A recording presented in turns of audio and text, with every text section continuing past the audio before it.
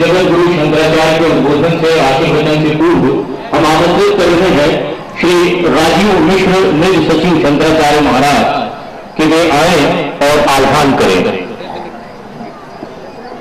वृंदावली के साथ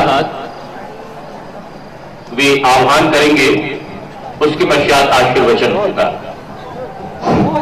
नमः संभवाय समयो नमः शंकराय समयंकराय नमः शिवाय शिवतराय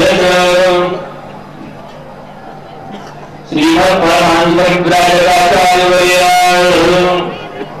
सर्वाद्य प्रमाणिष्ठा तपश्चर्याधरण चक्रवर्तिना अनाद्यविच्छिन्न परंपरा प्राप्त वैदिक धर्म प्रचार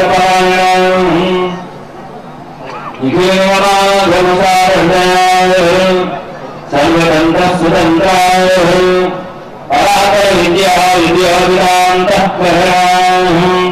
शरणस्थापनाचार्याय वर्णाश्रमाचार्य शिक्षकाय श्रीमत्सुधर्म साम्राज्य प्रतिष्ठापनाचार्याय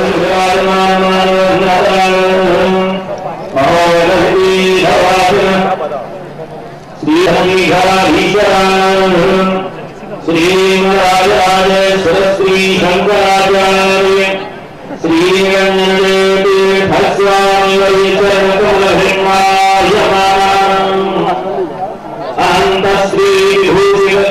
निश्चलानंद सरस्वती स्वामी श्री जगन्नाथ महाप्रभु की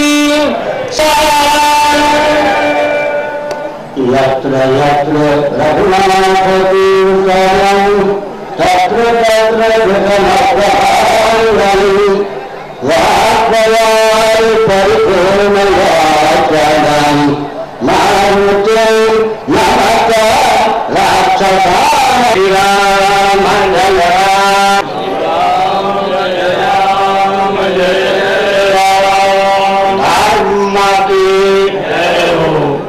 अधर्म का प्राणियों में विश्व का गौ माता की गौ हत्या भारत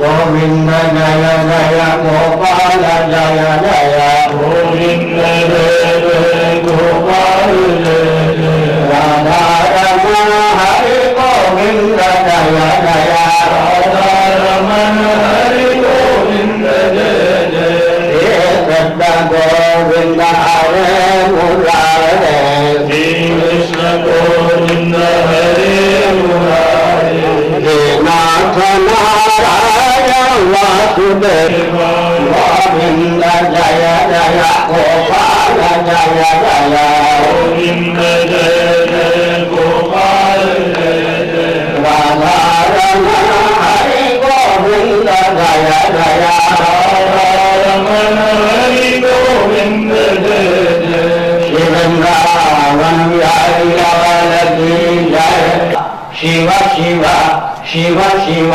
नारायण नारायण नारायण।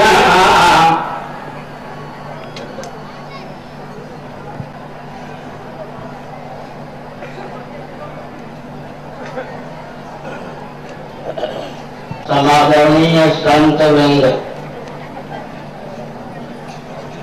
विद्वान वृंद, भक्त वृंद, शासन तंत्र के कर्णधार वृंद और भक्तिमती माताओं, छांदोग्य उपनिषद का उद्घोष है सर्वम खल्विदं ब्रह्म।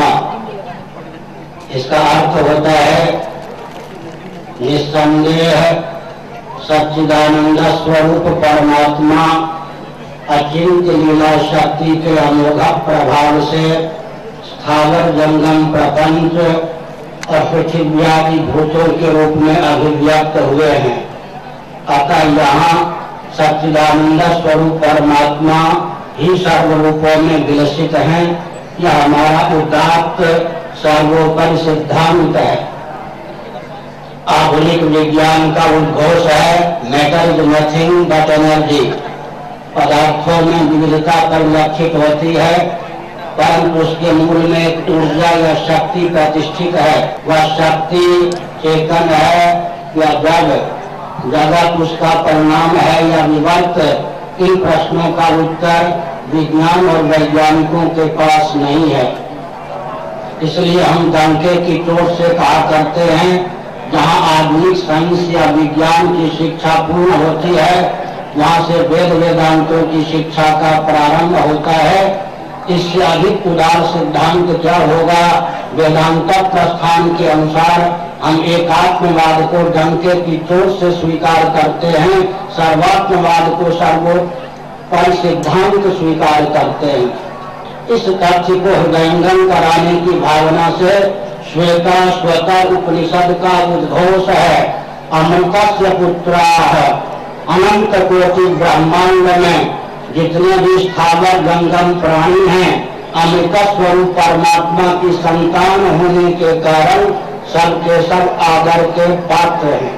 महोपनिषद का उद्घोष है उदार चरितानां को वसुधैव कुटुंबकम, क्योंकि सभी प्राणी परमात्मा की संतान हैं, अतः ब्रह्मांड में जो भी हैं परिवार के सदस्य हैं।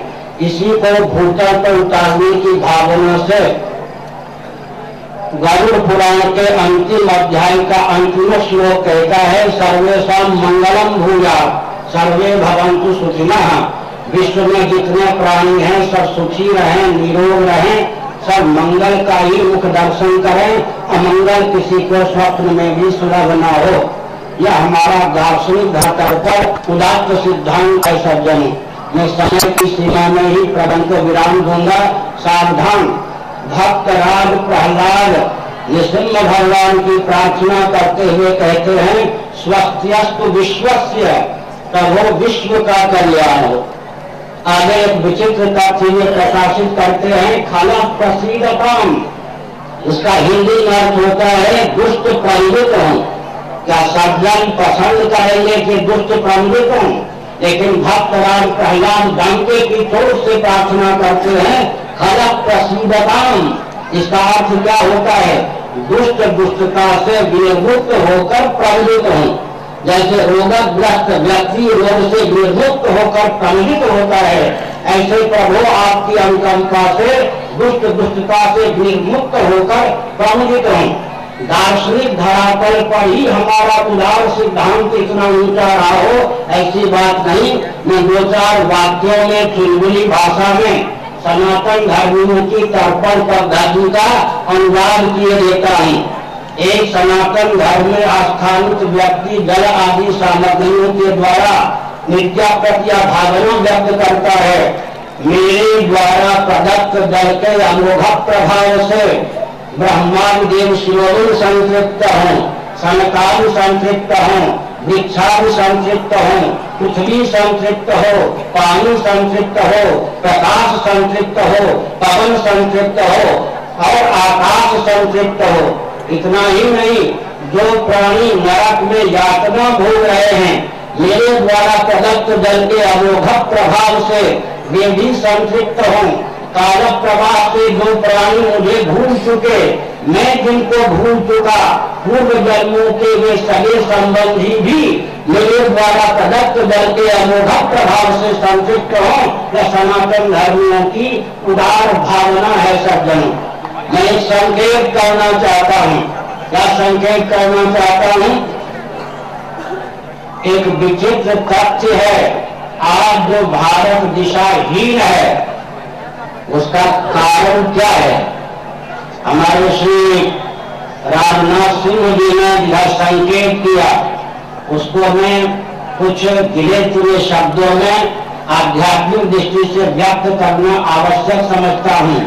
स्वतंत्रता संग्राम से लेकर अब तक भारतवर्ष में किसी आध्यात्मिक मनीषी के हाथ में नेतृत्व न रहना भारत के पतन का एकमात्र कारण है।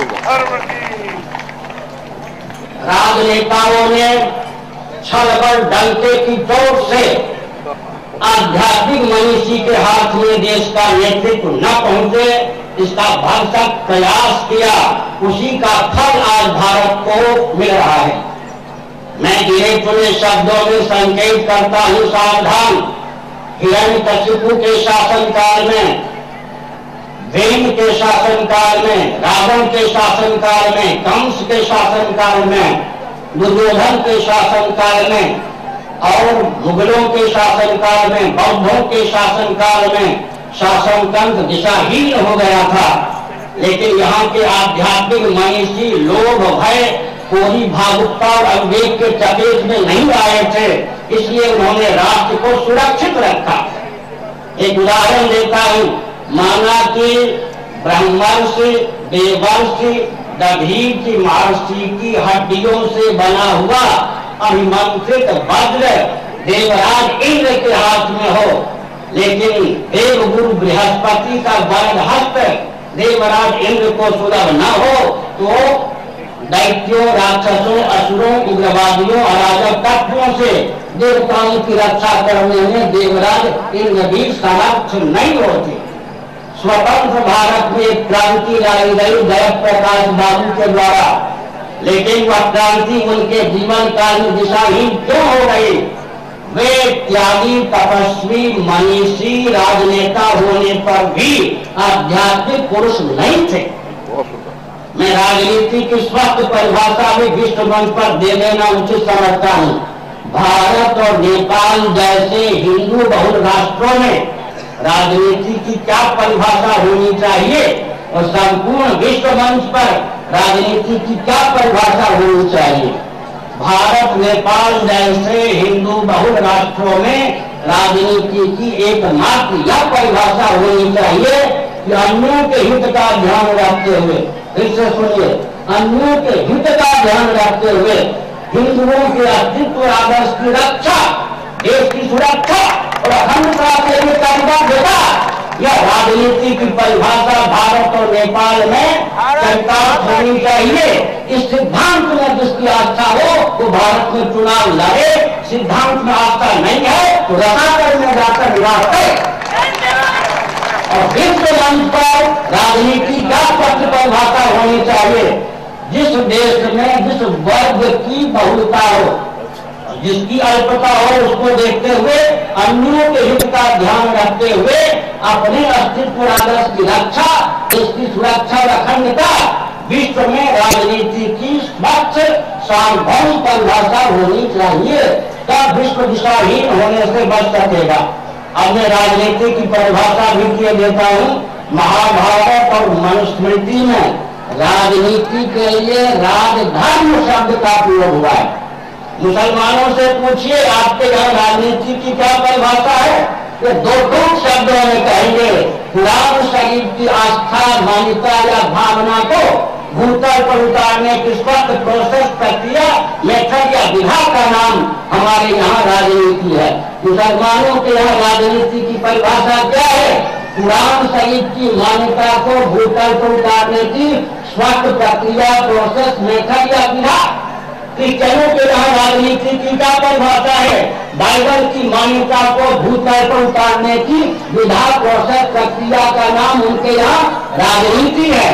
हम हिंदुओं के यहाँ, आर्यों के यहाँ, वैदिकों के यहाँ, सनातनियों के यहाँ राजनीति की क्या परिभाषा है? सर्वेषां मंगलम भूयात्, सर्वे भवन्तु सुखिनः, वसुधैव कुटुम्बकम्, यह उदात्त सिद्धांत है। इसको पृथ्वी पर उतारने की शासकीय स्पष्ट विधा का नाम सज्जनों राजनीति है।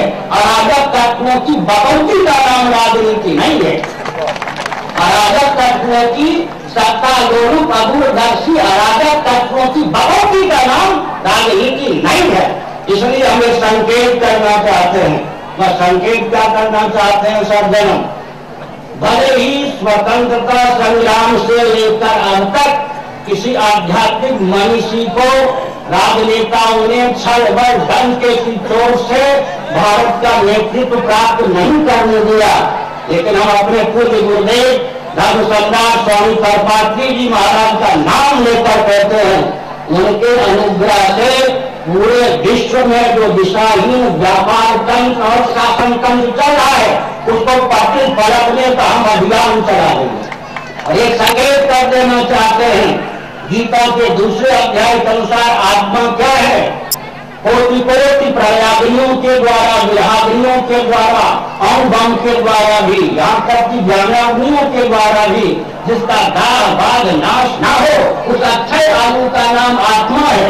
आत्म तत्व का जिसको विज्ञान होता है सज्जनों, वो चलता फिरता आत्मबम होता है। एकदम मन की शक्ति को विभाग करने की क्षमता उसके जीवन में होती है जो आत्म ज्ञान संपन्न होता है। ऐसी स्थिति में एक संकेत करना चाहता हूँ, प्रवचन को विराम की ओर भी ले जाना चाहता हूँ सज्जनों। एक आज मैंने सोचा था पुलिस जो काम ड्यूटी के नाम पर करती है, समझ गए ना, वही काम अगर ये थानेदार ये सब जो काम ड्यूटी के नाम पर, कर्तव्य के नाम पर घर के बाहर करते हैं, अगर वही काम घर में करना प्रारंभ कर दें तो घर नरक बिना बने हुआ है। और आप जितने प्रचारक हैं, पत्रकार इत्यादि जो काम घर के बाहर करते हैं, अपने घर में वही काम करने लग जाए तो घर नरक बनेगा या स्वर्ग। ये अधिवक्ता एडवोकेट या वकील और न्यायाधीश न्याय के नाम पर कोर्ट कचहरी में जो काम करते हैं, अगर वही काम घर में करने लग जाए तो घर नरक बनेगा स्वर्ग। और ये राजनेता जो काम राजनीति के नाम पर समाज में करते हैं, अगर अपने घर में करने लग जाए तो घर नरक बनेगा स्वर्ग। मेरे कहने का अभिप्राय है, समाज को पुलिस भी चाहिए, तहसीलदार भी चाहिए, अधिवक्ता भी चाहिए, न्यायाधीश भी चाहिए और राजनेता भी चाहिए, लेकिन इनको अकल भी चाहिए कि पूरा राष्ट्र ही नहीं विश्व भी बनना है। जब तक राजनेताओं को, पत्रकारों को, पदाधिकारियों को, पुलिस को यह अकल नहीं प्राप्त होगी तब तक विश्व दिशाहीन होने से नहीं बचेगा। एक मैं संकेत करना चाहता हूं, मुझे बहुत वेदना है, वेदना को लेकर सोता हूं, वेदना को लेकर जानता हूं। शिवसेना चरमरा रही है। मैं किसी राजनीतिक दल का मुद्दू या पृष्ठपोषक स्वप्न नहीं लाई हूं, लेकिन पूरे विश्व का, हिंदुओं के हिंदुत्व का रक्षण और इस भावना से विसर्ग सिद्ध भावित हूं। शिवसेना चरमरा रही है, भाजपा डगमगा रही है, मुझसे कुछ छिपी नहीं है। हाँ, और विश्व हिंदू परिषद भी उड़क रही है। आरएसएस की स्थिति यह है जैसे भयंकर भूचाल में मानो हिमालय भी कांप जाए। इसका अर्थ क्या हुआ? और उधर जो हिंदू महासभा वो भी बिल्कुल निरस्त जैसी स्थिति में है। इसका अर्थ यह हुआ जिनको मनुवादी नहीं माना जाता, अर्थात सनातनी वर्ण व्यवस्था के पक्षधर शंकराचार्य उनका अनुयायी नहीं माना जाता। रोटी बेटी एक करोड़ हिंदुओं को बताओ जाए तो है, वे भी हिंदू किसी संस्था को 50 वर्ष तक चलाने में समर्थ नहीं है। ऐसी परिस्थिति में राजनाथ सिंह जी, आपको पवित्र दायित्व सौंपता हूं। आप लोगों का स्वभाव यह है, एकांत में हम लोगों से मिलते नहीं, सभा में ही मार्गदर्शन की चर्चा करते हैं। अगर एकांत में हम लोगों से मिले और राष्ट्र की एकता अखंडता के लिए, संपन्नता के लिए अभियान चलावे तो सारा विश्व आज भारत को जगत गुरु मानने के लिए बाध्य है। क्या कारण है जी?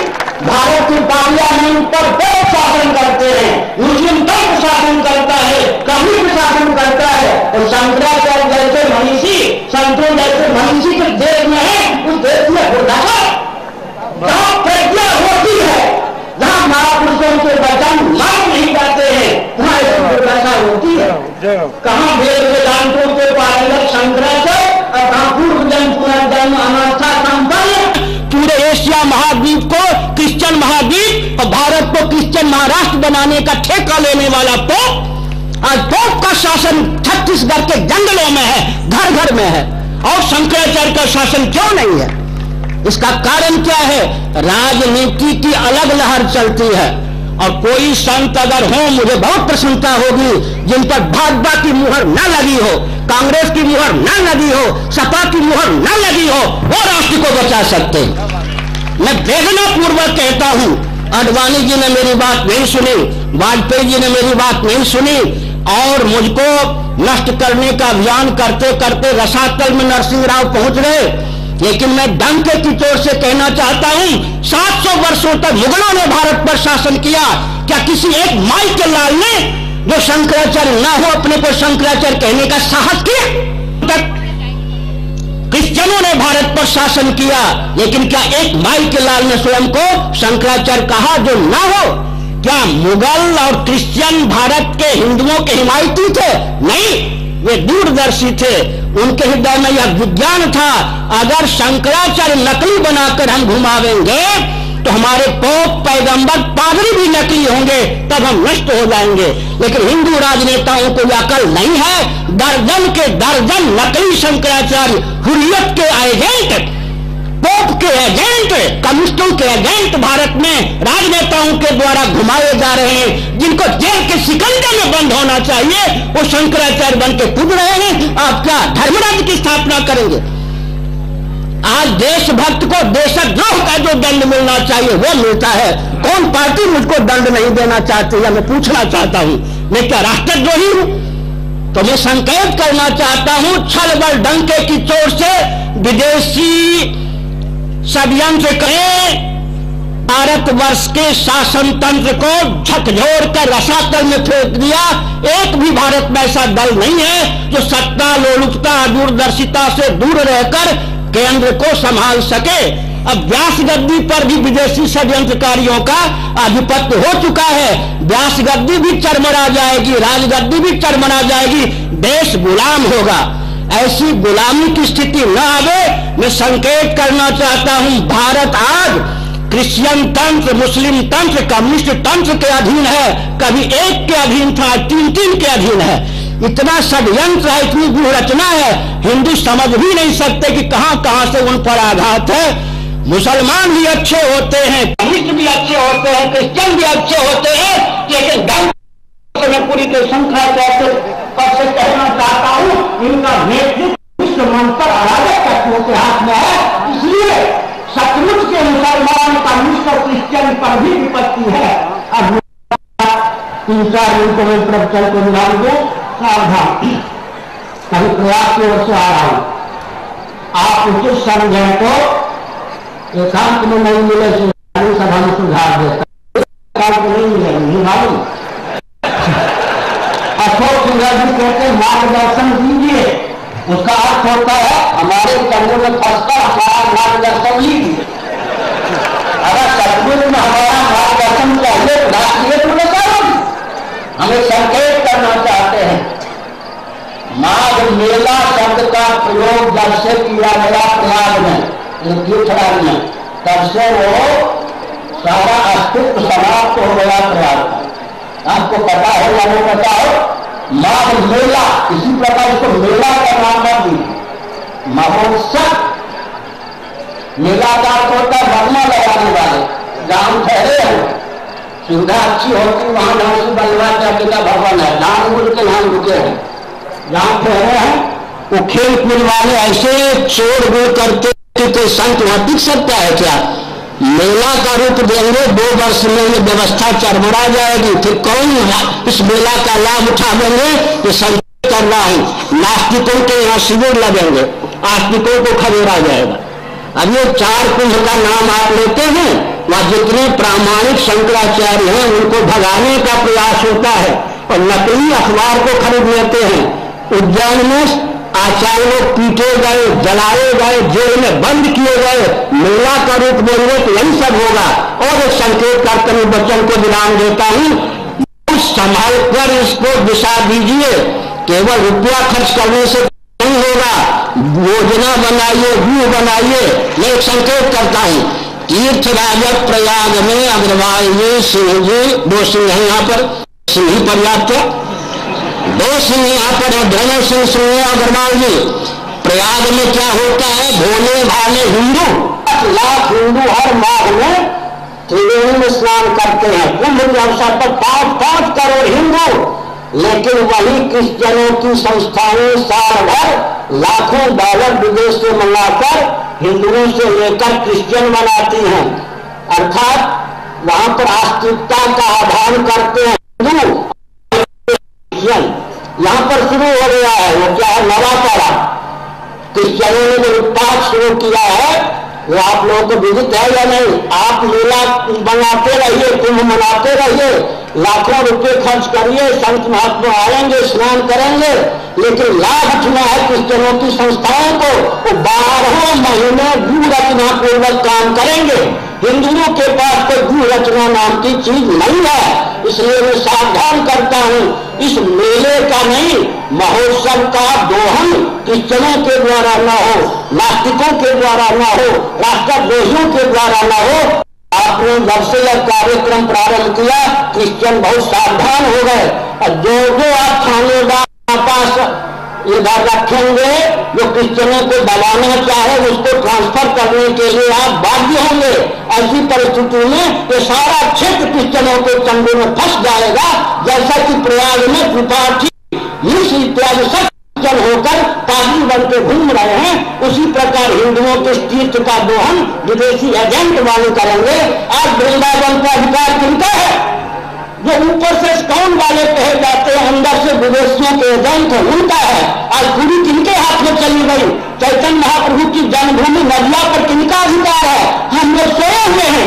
दिल्ली किनके हाथ में है? राजधानी किनके हाथ में है? तीर्थ किनके हाथ में है? सब के सब अराजक तत्व छा गए हैं। इस परिस्थिति में हमने संकेत किया, सज्जनों, बहुत सूझबूझ के साथ अभियान चला। श्रद्धा तो हिंदुओं में है, छत्तीसगढ़ में है, और एक बात और है कि छत्तीसगढ़ के भोलेपन को विकास के नाम पर नष्ट न होने दिया जाए।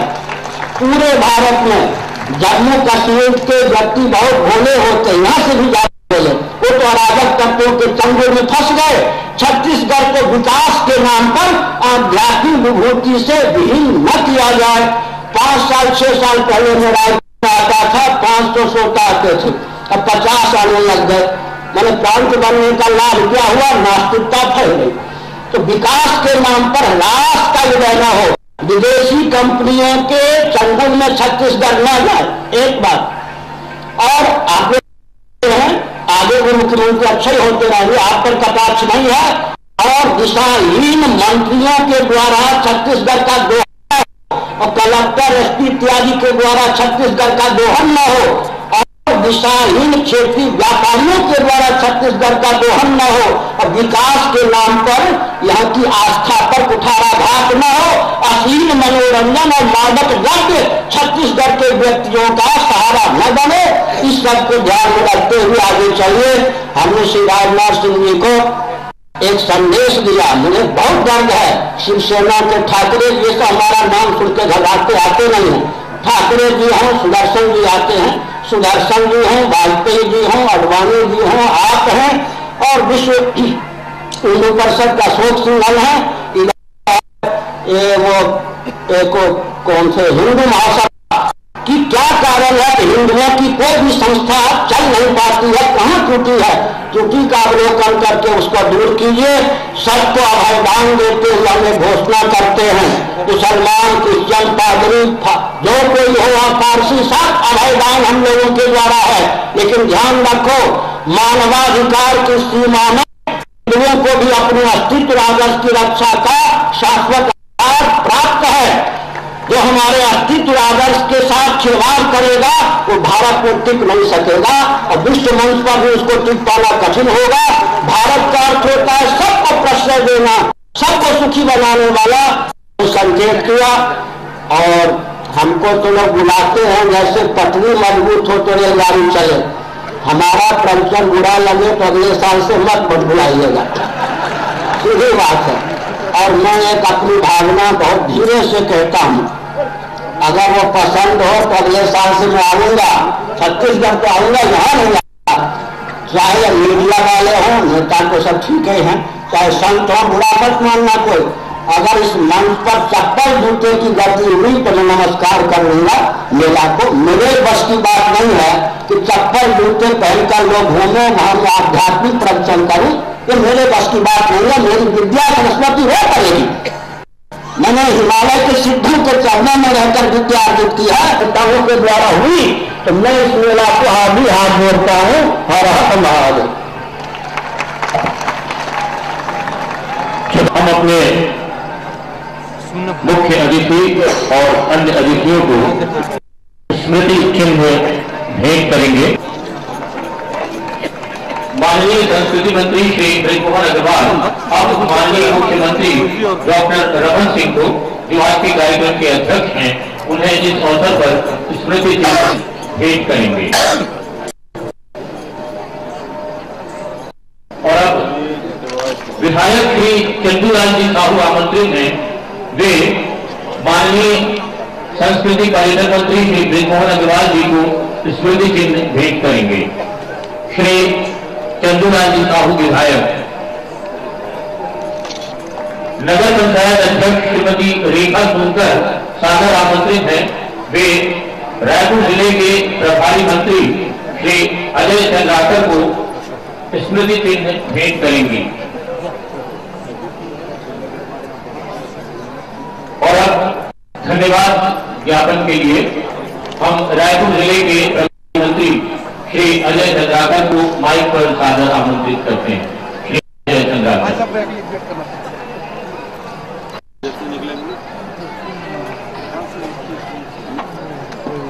मंच पर उपस्थित परम श्रद्धेय सिंह जी, प्रदेश के मुख्यमंत्री सम्माननीय श्री डॉक्टर रमन सिंह जी, के संस्कृति मंत्री सम्माननीय ब्रिजमोहन जी अग्रवाल, भारतीय जनता पार्टी के प्रदेश अध्यक्ष सम्माननीय शिव प्रताप सिंह जी, यहाँ के विधायक सम्माननीय श्री चंदूलाल जी साहू, पूर्व सांसद सम्माननीय श्री चंद्रशेखर जी साहू,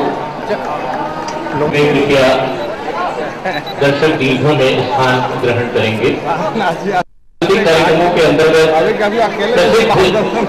संगीतकार रविंद्र जैन भक्ति संगीत प्रस्तुत करेंगे।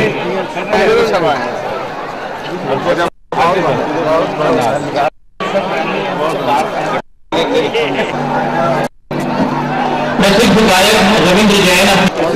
सर थोड़ा सा नीचे, सर थोड़ा सा नीचे, थोड़ा सा साइड प्लीज सर।